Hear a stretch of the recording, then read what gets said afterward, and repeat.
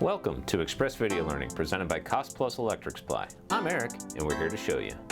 Today we're talking about a little-known product called Sillites. Originally designed for actually mounting in your windowsill for a candle decoration, has now become a universal outlet product. Oftentimes used in kitchens and islands and peninsulas because of its small, compact, and easy-to-hide format. Let's get more into it. The Sillite is easy to mount. It requires an 1 3/4 hole, mounts with 2 simple wood screws, does need to be mounted in a wood substrate. It cannot be mounted directly into drywall.